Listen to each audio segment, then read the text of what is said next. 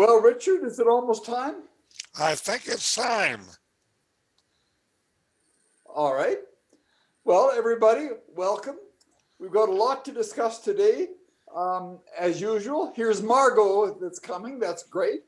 Good. For our top news, getting to net zero emissions and even net negative is apparently surprisingly feasible and affordable. Sounds very good.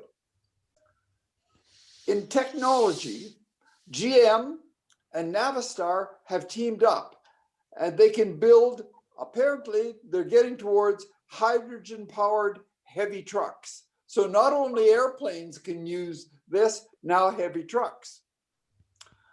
On materials, apparently we've got molecular nanofibers that are stronger than steel. And Richard asks, could we use these for the space elevator? In space, the SpaceX rocket deploys a record-setting cargo, apparently 143 satellites that it can launch. For the environment and energy, apparently this startup has built 3 huge indoor farms in Appalachia, turning coal country into agriculture hubs. And maybe they can turn old mines into farms. In biology, who would have known it? The microbial life of sourdough is very extensive. I didn't know anything. For us, MRI helps to unravel the mysteries of sleep. And apparently, while we're sleeping, we're very active. In health, there's a cancer vaccine that helps keep melanoma under control for years in a small study, and now they're going to do broader testing to see whether this indeed can be useful for us. So that's what we'll talk about today. And so, Richard, getting on to our top story, what's this about getting to net zero and even net negative emissions is surprisingly feasible and affordable? Well, I wanted to lead with this story. In a lot of people's mind, certainly in my own mind, the overriding crisis of this time is the climate crisis. And, you know, there is really a lot of doubt about what we're going to be able to do. And this is really encouraging. This was a study that was done by Lawrence Livermore Labs in Berkeley. They're of association with the Energy Department. And Lawrence Livermore Labs are one of the places that is a real high credibility science source as far as I'm concerned. And so they've looked at it and they say, you know, yes, we can do it, and that it's not going to cost as much as some people were afraid of. And what they're saying is on this slide is things that we need to do in the next 10 years. And let's just take a few minutes and talk about these. The first is to increase solar and wind capacity 3.5 times to 500 gigawatts. The 3.5 times increase sounds like a lot, but even without government intervention, this is already happening at a very rapid pace. And this is change that's already going on. And if the government actually gets involved in supporting it, this significant change is very possible. So that's the first thing, and that's already, I think, in progress. The second thing is associated with the first, which is to eliminate most electricity generation from coal. Coal, I think, is around the world on its way out, and we just need to finish getting rid of coal. The third thing is they say we need to maintain the current natural gas generating capacity for reliability of the system.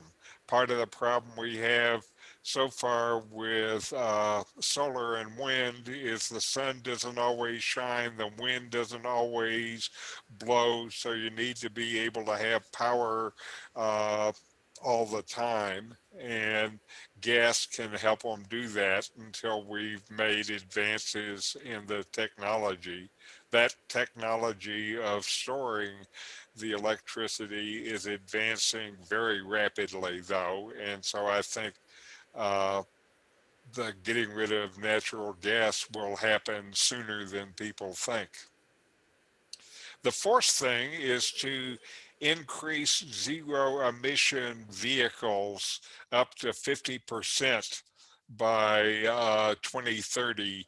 Uh, I think in terms of new car sales by 2030, it's going to be pretty much all electric vehicles. That is happening so fast. If you look at the models that are available this model year around the world of electric vehicles, there's an amazing list of alternatives that are starting to be there.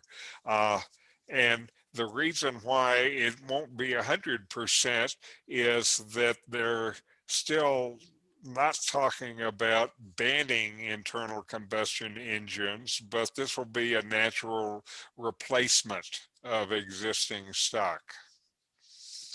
Uh, the fifth thing is for residential and commercial buildings to increase the use of heat pumps instead of air conditioners and warming. Heat pumps are a lot more efficient and they can go a long way towards improving the energy efficiency of our buildings.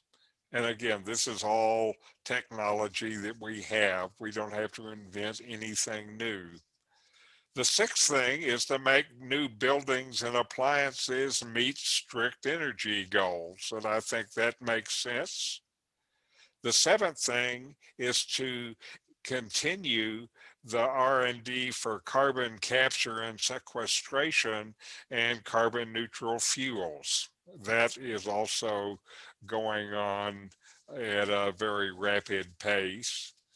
And the eighth thing is kind of has an interesting part. One part we all know about, which is build modern electricity transmission lines.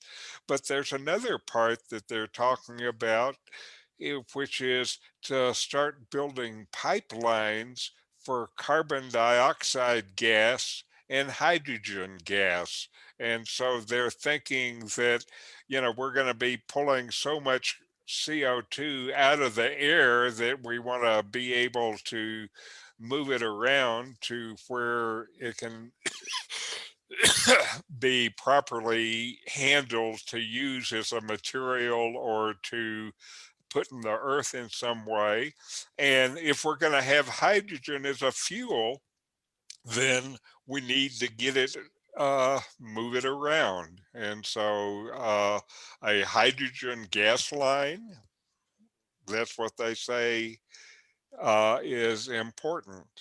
And they, while they are talking about this, then uh, there are some details I think that are important. They looked at a lot of different scenarios, and what they are recommending is a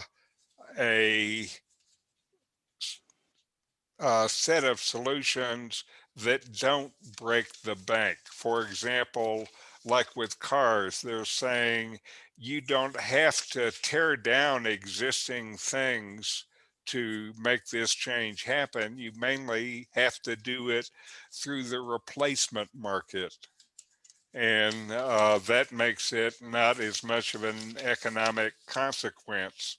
They also uh, ran different cost models. And what they're saying, they're getting to net zero by 2050.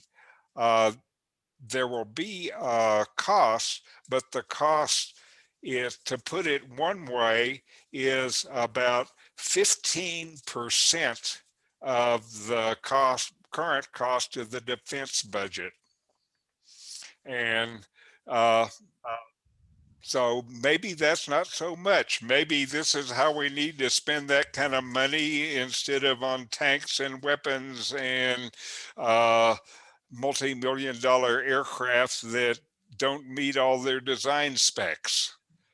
Uh, they also did the work uh, doing this stuff a little faster and a little more of it and spending about 20% of the defense budget, then they can start to pull CO2 out of the atmosphere at a significant enough rate where they can see getting to 350 parts per million pollution levels like it was before the Industrial Revolution, that if we spend a little more money, we can not only stop things from getting bad, we can restore the environment. So I think that this is all good news and should encourage us to continue to do what we're doing and continue to do all this research and development that we talk about here every week. Thank you, Richard. Any comments? Yes, one thing that's interesting about the Lawrence Livermore Lab is they do a annual Sankey diagram of energy production and use in America. And it's really worth Googling Sankey diagram because of the opportunity to see this thing that Lawrence Livermore produced. Mm-hmm. Good And point. the other aspect is all of these things that are very possible in the Western countries still have a long way to go to be applied in India and China Right. and the rest of the world. So that also needs doing to make it happen. Right, but showing some leadership from the U.S., I think, helps the process go along everywhere. Yep. Now, also, there was something else that I wanted to say that was profound, but I forgot what it was. Well, then maybe somebody else will. Yes. One question I have is, have they done studies that if you take out all the carbon dioxide from the air, what it does to plants and grains and all that? Because all plants and trees need carbon dioxide during the day. They use photosynthesis. I think plants and trees still grew in the beginning of the Industrial Revolution. Yeah, but I'm sure there was natural carbon dioxide there because carbon dioxide is the nutrient during the sunlight hours. Uh-huh. I don't think they care whether the plants care what the source of the carbon dioxide is. That's right. I think from volcanoes and stuff like that. Yeah. I think one of the big issues is, what do you do with entities that have a vested interest? I mean, are all oil companies going to go to the wall? Recently, when the pipeline to Alberta was cancelled, kind of Alberta suffers, but the rest of us gain. And I think that, we have to, the people and they know who they are. You know, the people who own coal mines and oil companies and tar sands and things like that.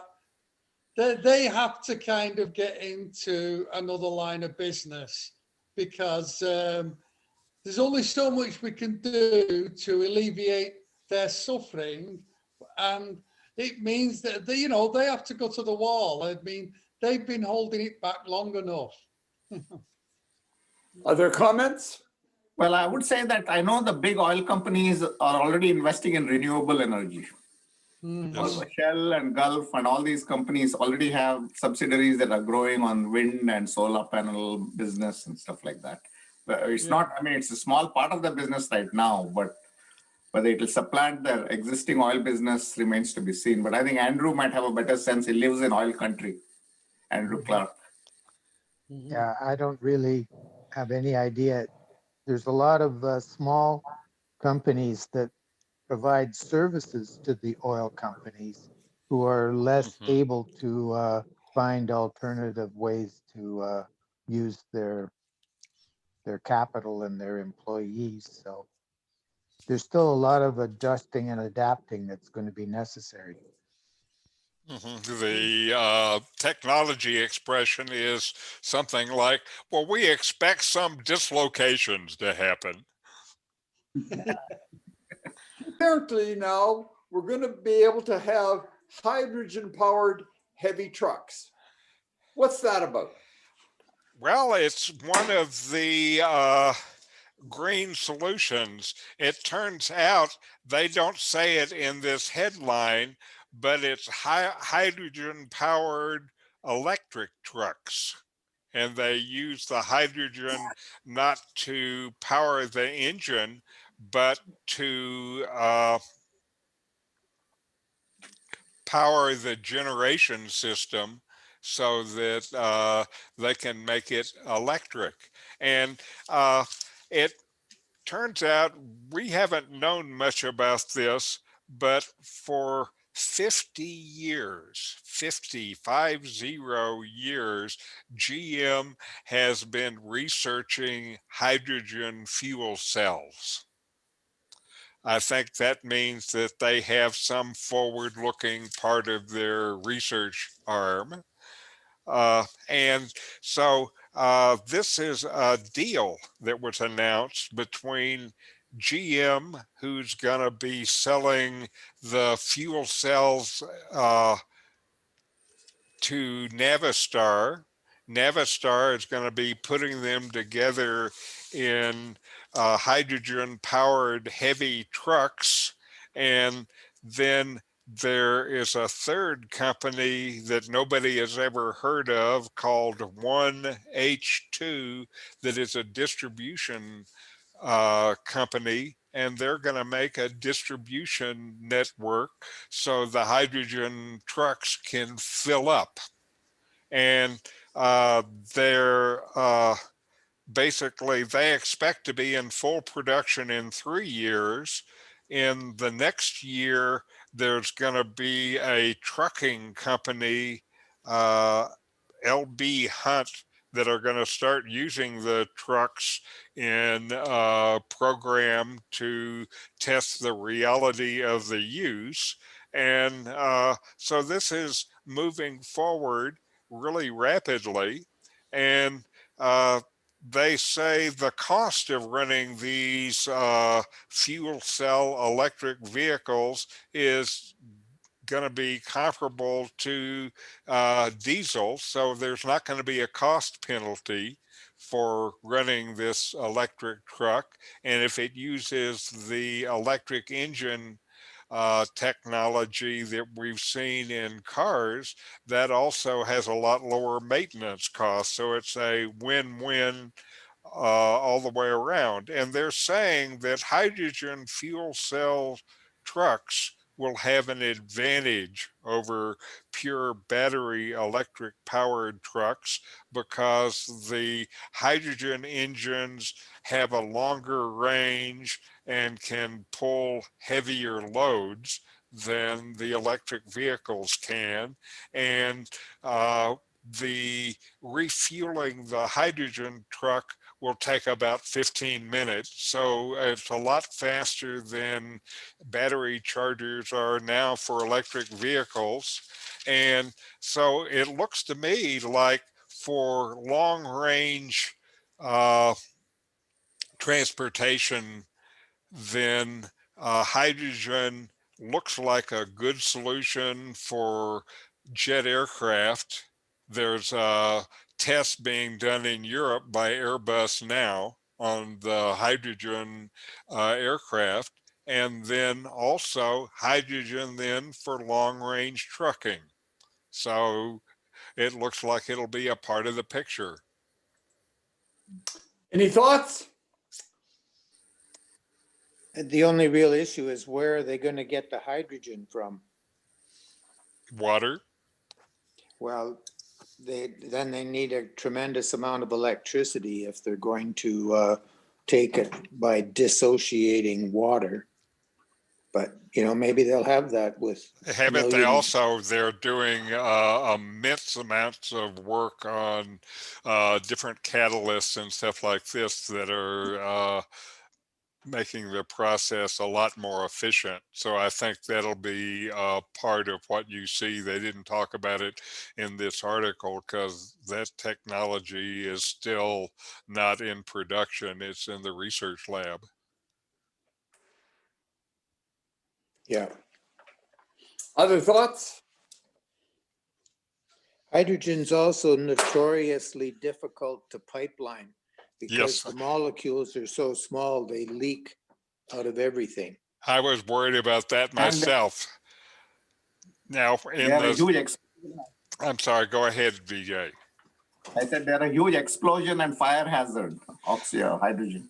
I was going to address that. You know, I spent a decade in the semiconductor business, and the semiconductor business uses hydrogen regularly. So you drive around in the parking lots and there are these giant tanks of hydrogen sitting there. And one of the things that I learned then is one of the safety advantages of hydrogen is that it's lighter than air and it goes up. So if the tank leaks or explodes, instead of having a fire on the ground where gas tends to be, you have an explosion in the air. So that actually is a lot safer. Yeah, so leaking is not a problem. It's just if you leak too much all at once. That's right. And there's a match around. Yeah. Just ask Yeah. Hindenburg.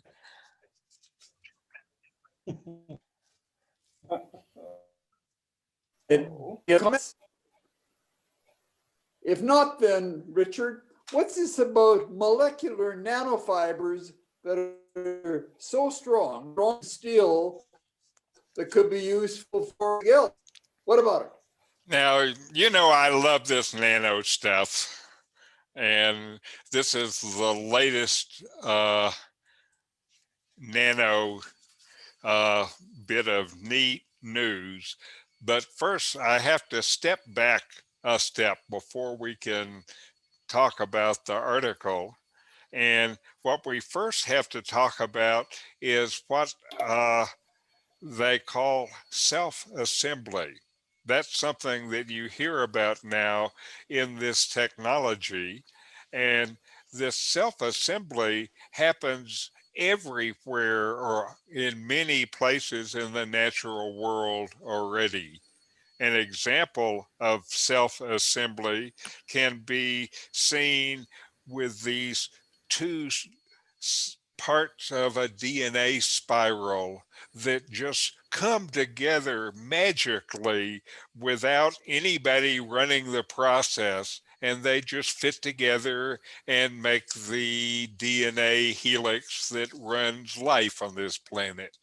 And that self-assembly happens there. It also happens as cells make cell walls. So it's a process that is already well used.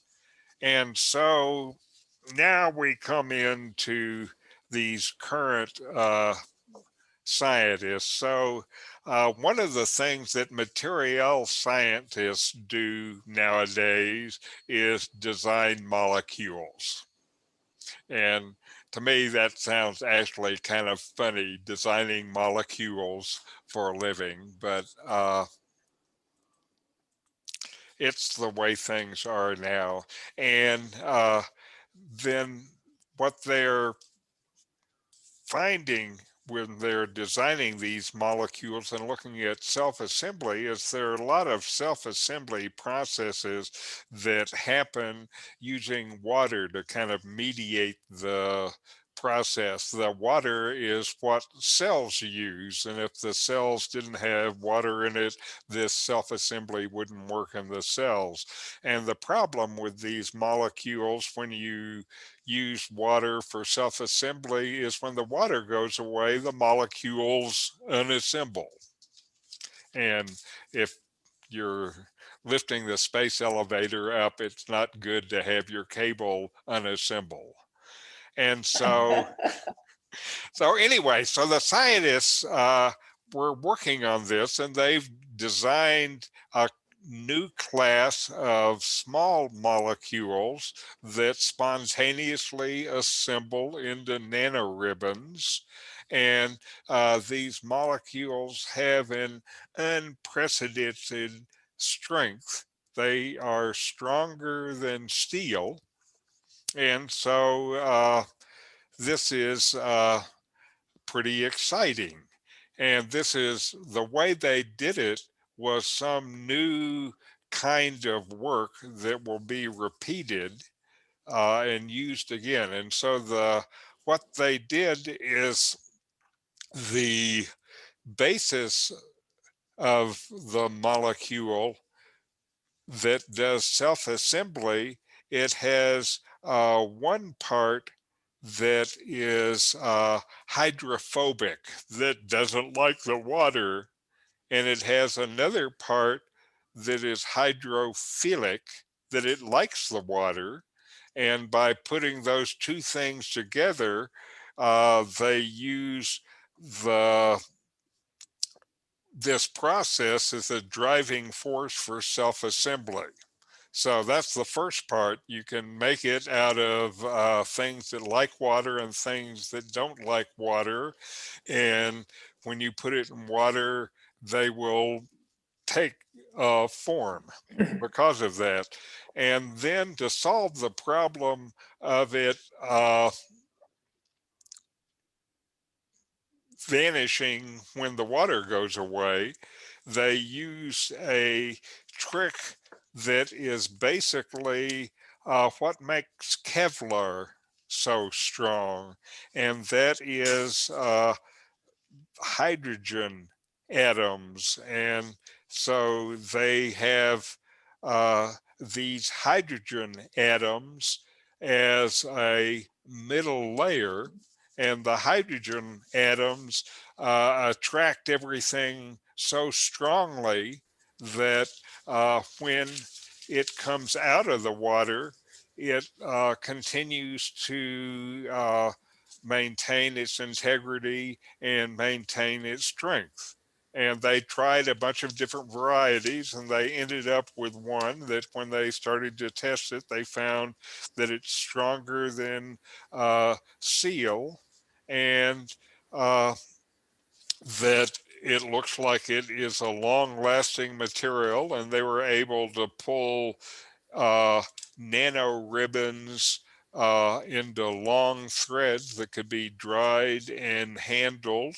And these threads could hold 200 times their weight in strength. So they're quite strong. And they were very happy. They were able to achieve their original research goal of tuning the internal state of matter to create exceptional strong molecular microstructure. And so that's our nano ribbons and the latest trick from material science while they are designing these molecules. So any comments? I'll find out the name of that science fiction book about the space elevator. And let you know. So is the nanotubes easy to work with, like to fabricate or change shape, or is it like steel, for example, you heat it and it's very ductile. I don't know whether the nanotubes are easy to work with. These are not nanotubes, these are nano kind of strings. And Okay. I think since they hold themselves together with this molecular bond, I think that they're not going to be easy to work with like steel. You can't melt it and make it into another shape, I suspect. Okay. But who knows? Right. Thank you. Okay, good question. Well, Richard, what's this about SpaceX's cargo? What's this all about? Well, SpaceX, Elon Musk is a busy guy. And a week ago, Sunday, he launched his Falcon 9 rocket that was carrying a record number of satellites on board. It was carrying 133 commercial and government satellites and 10 of his own. So that's 143 satellites launched at one time. All of the satellites successfully went into the orbits that they needed to. So it was successful, completely successful.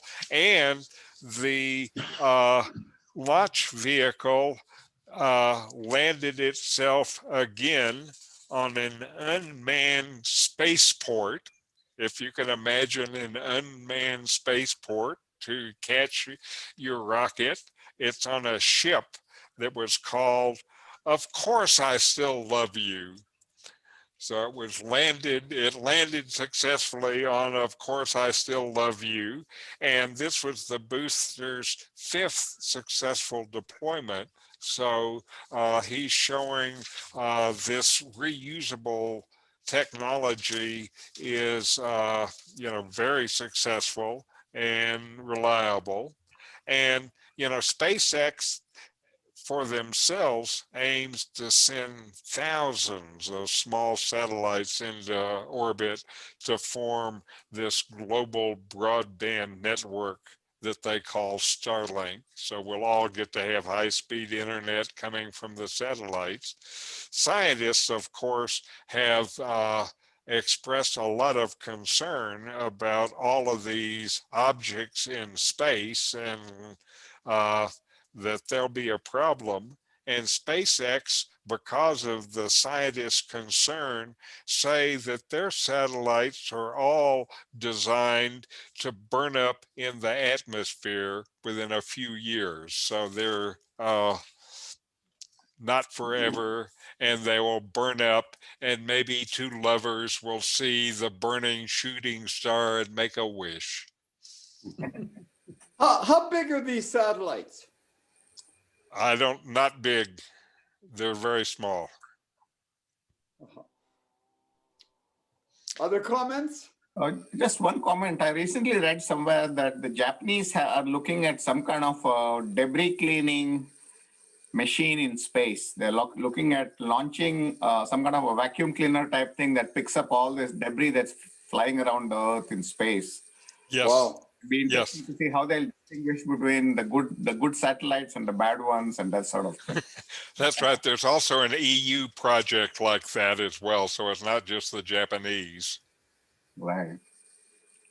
If those satellites are so small, how come sometimes on a dark night you're able to look up and say, oh, that must be a satellite? Well, it's not that one. I remember Sputnik? Yeah. You could see, and Sputnik, I think, was basketball size, and you could Really? see it going overhead. I think these are Okay. smaller. But I think Bright lights. it depends on the size of the satellite.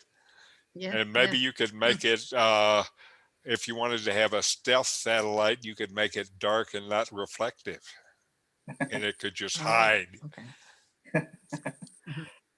I don't think anyone could see Sputnik, but they could pick up the radio transmission from Sputnik. It's I the think larger, I think I saw it going overhead. Maybe it's just a fantasy.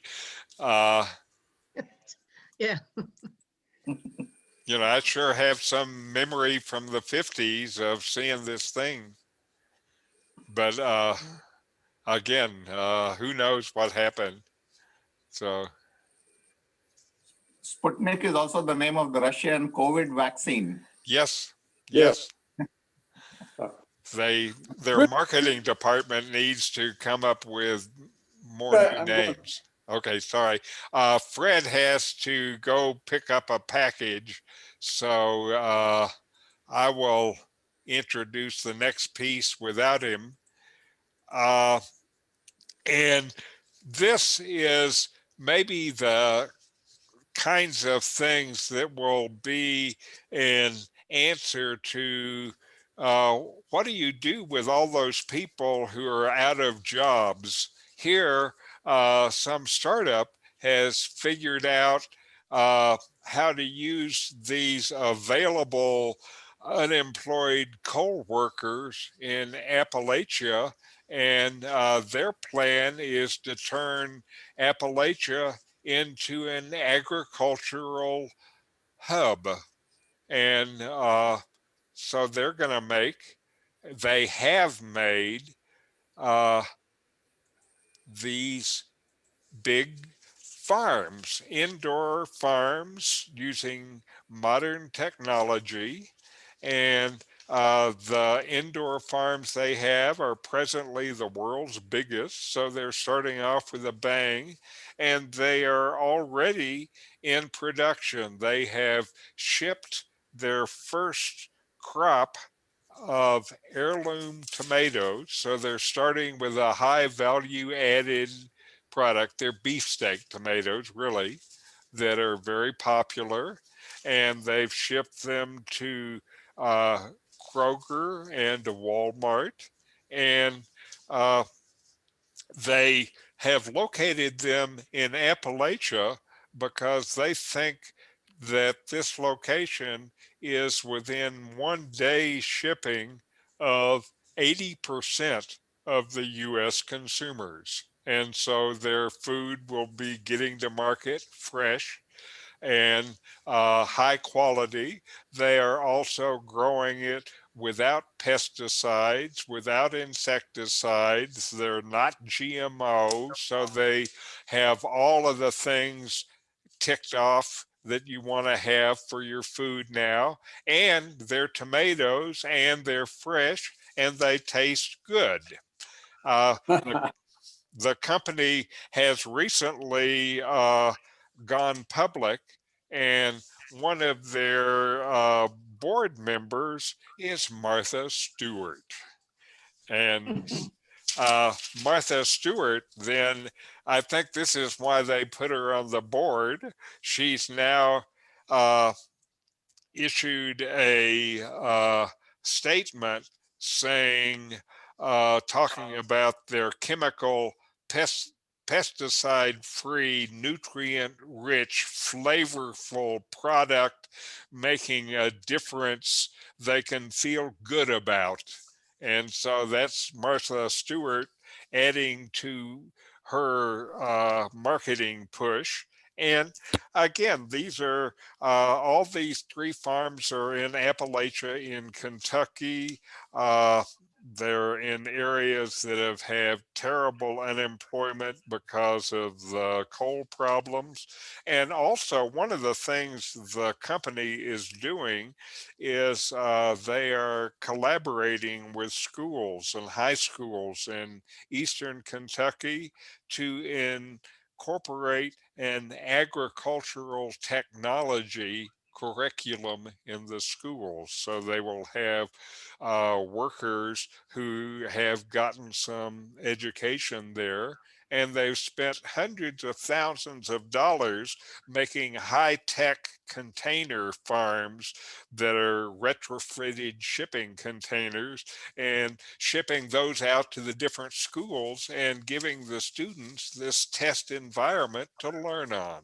And so they are committed not only to this form of agriculture, but to use it as an uplift project for Appalachia. So they're doing it in a way that, besides being nutritionally conscious, is socially conscious. So I really applaud them.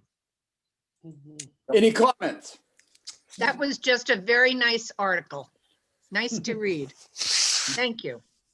And maybe too, it will eliminate a lot of highway trucks Yes. bringing tomatoes from Mhm. Mexico. Yes. This is Right. a really encouraging article for me, because for 3 years now, we've had a company here in the Cincinnati, Ohio area called 80 Acres Farms. Yes. They've been doing a similar thing. Their focus is not so much in providing employment as in reusing old buildings that are in the middle of cities that, Yes. are dilapidated and all that. Nice. And we've bought them. They're in the regular grocery stores and everything now, and we've enjoyed basically the salad greens.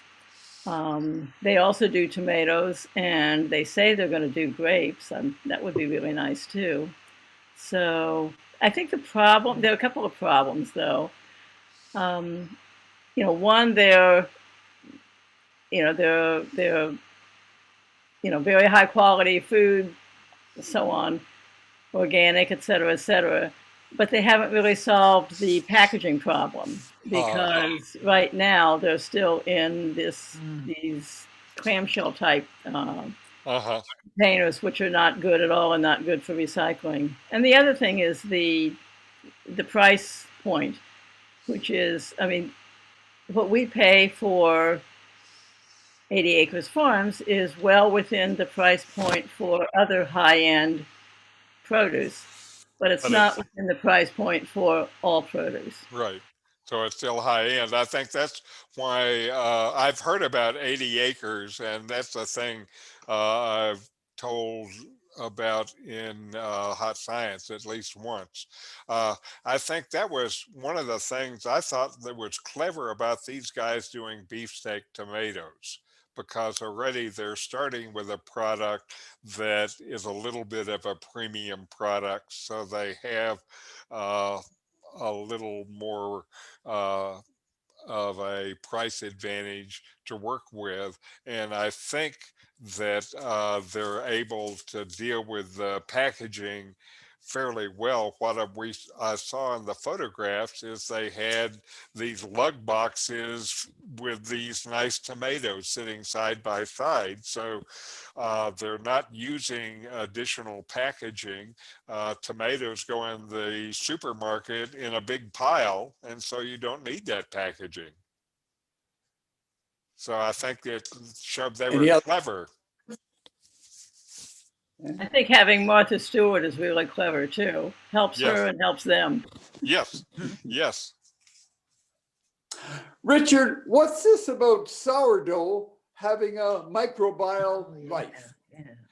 Well, uh, it's funny. I guess this is the secret life of sourdough. And, certainly until I read this article, I had not had any idea about the sourdough microbiome and the complexity of it. And it turns out these guys basically did the first comprehensive large scale study that has been done on sourdough. There have been people studying this for a while, and these guys put all of it together, and they looked at 500 samples of sourdough starters mainly from the US and Europe, but some from Australia, New Zealand, and Thailand. So they got all the way around the world. And then on each of the samples, they did DNA sequencing so they could then identify the different kinds of bacteria that were involved. And then based on the DNA sequencing, they selected 40 of the 500 starters to investigate more deeply, and they felt like these 40 were representative of the overall samples. And with each of them, the samples, they looked at three different elements. The first is their aroma.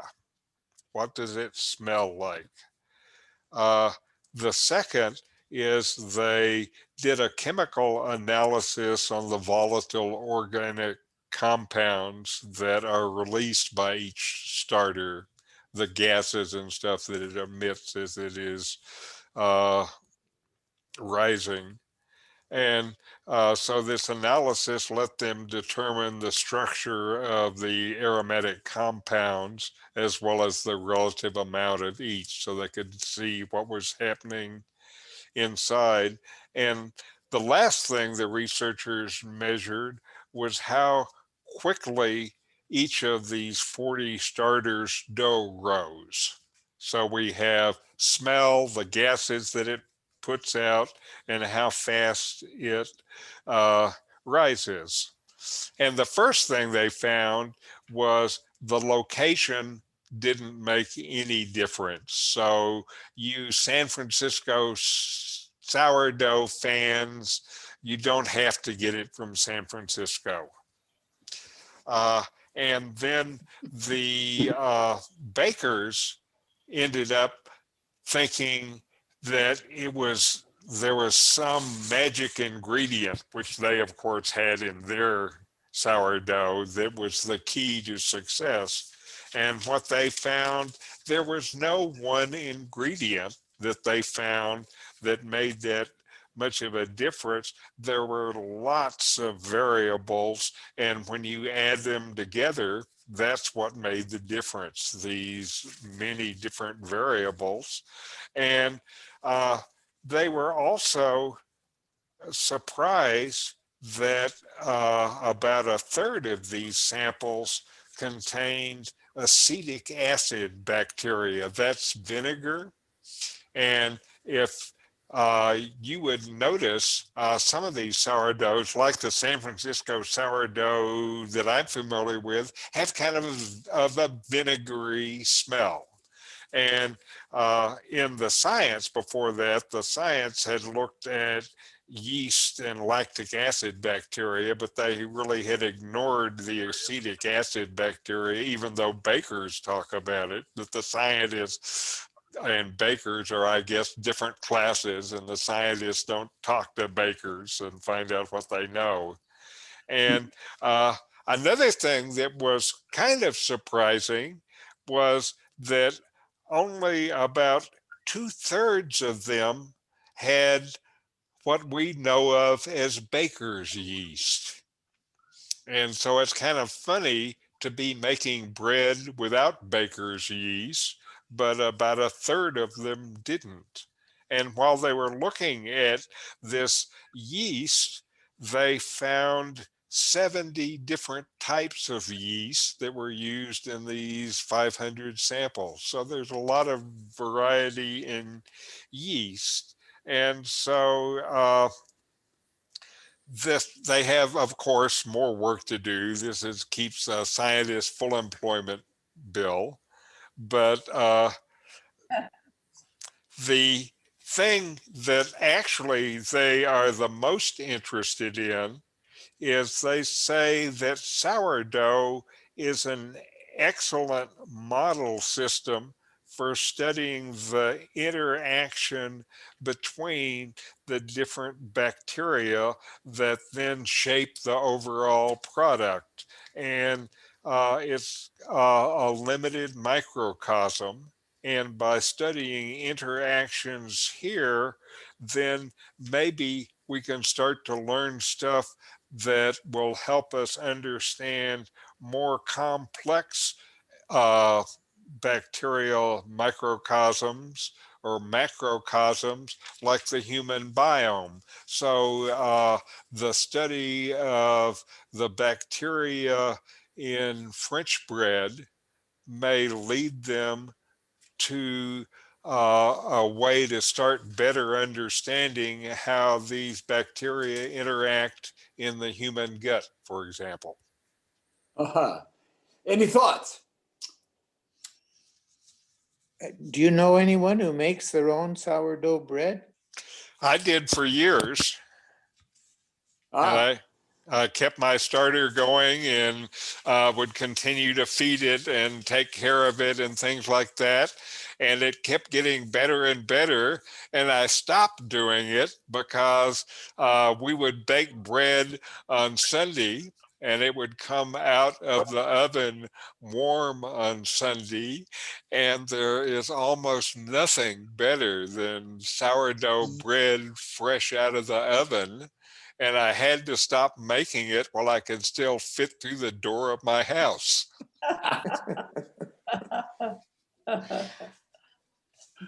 Well, Richard, moving along, what's this about MRI helping us understand our sleep?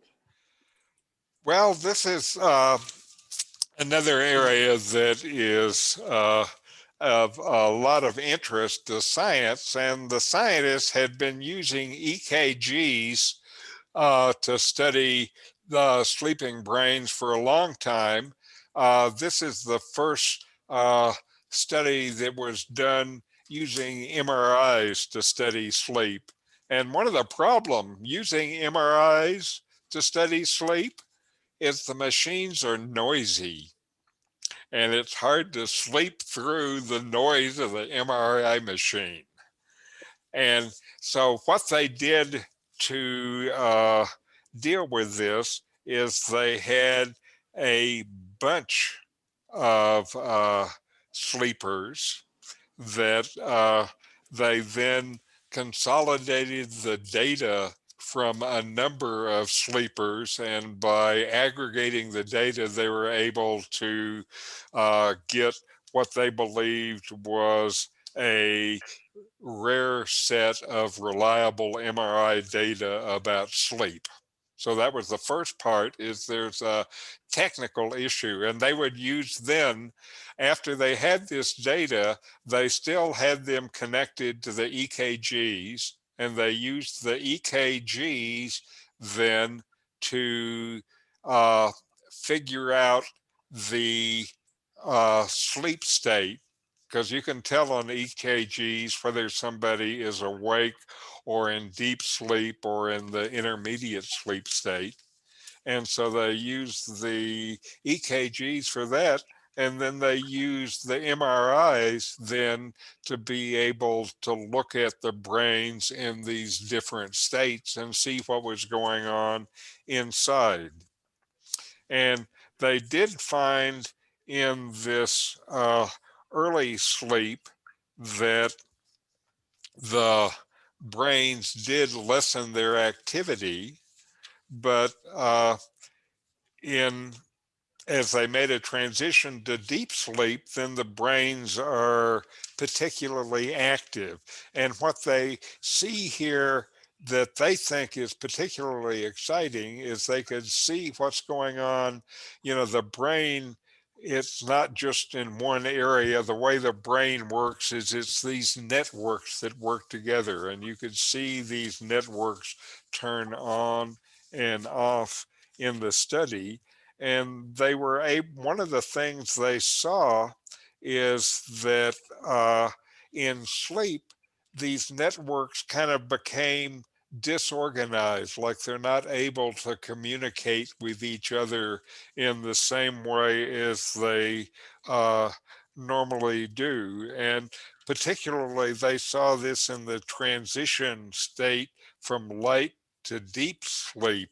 They saw lots of local brain activity increased, and other decreased, and they think that what's happening is that during this transition stage, the brain's different parts are not able to synchronize, and so they're all becoming more active trying to put the brain pieces together, and they can't do it, and I guess they just give up and you go to sleep.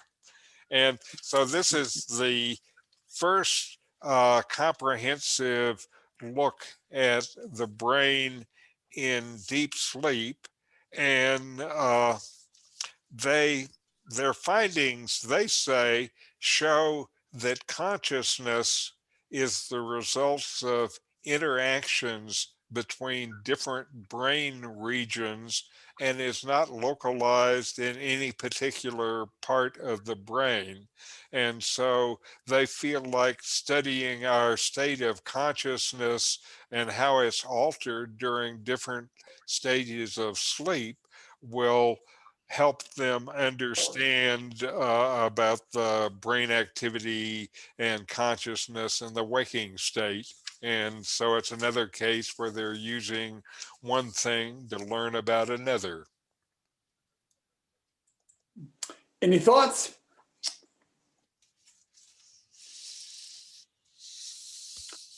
Well then, Richard, on to our final story about melanoma. And apparently that a vaccine keeps melanoma under control. What's that about?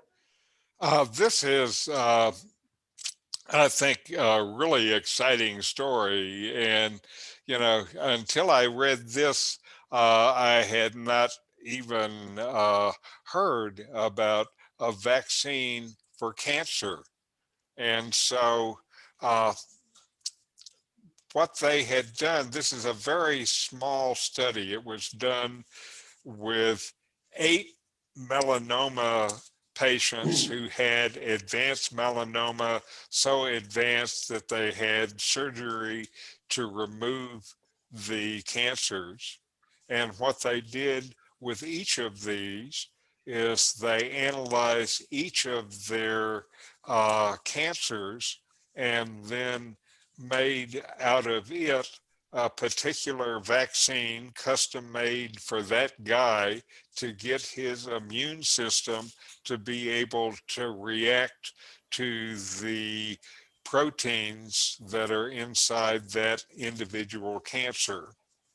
And what they found with those 8 people is it looks like it stopped their cancer. There are 2 of them that had some kind of remission, and they added together this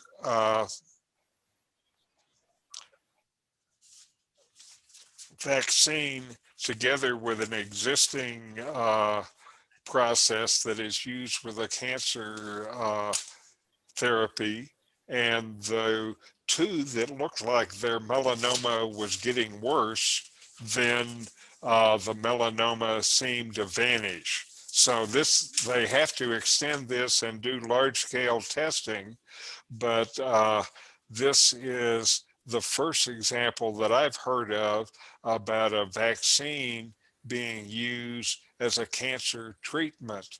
And so maybe there are some something that we can do about cancer that is now on the horizon. Any thoughts? Well, one of the interesting items was this idea of a customized vaccine for the individual person, where they take a sample of the tumor and then construct a vaccine to attack those cells. So I thought that was good. Yes, I think that's amazing. They also said, and maybe that's the future. Maybe that is. They said this was not a quick process, and so they talked about weeks as the time for being able to develop each of the vaccine. But if this is the future, this is just an early stage of the technology, and they'll get better at that. Yeah, more work for the oil companies. Okay, you're trying to Yeah, what- keep them in business. Other thoughts? Yeah, what I've heard is that the latest technology for cancer therapy is actually immunotherapy. And Yes. this must be an offshoot of that. Yeah. They're obviously using the immune system by using a vaccine. Yes. And this is really highly targeted immunotherapy. And one of the things that excited them about this is after they studied the immune response of these people, they found that their T cells attacked not only the elements that were encouraged by the vaccine, but they found that their T cells also attacked some more viral components that they'd never trained them for. And they believe that that's a sign of the success of the vaccine, because after the immune system kills one of these cancer cells, the T cells in your body go madly into it trying to analyze all the pieces. And they saw the fact that the immune system had a broader response than it did after it was first applied, showed that the immune system, that this was working, and the immune system was learning new tricks that it wasn't trained for. So again, very exciting. Other thoughts? With a tweak, it might also take down the COVID virus.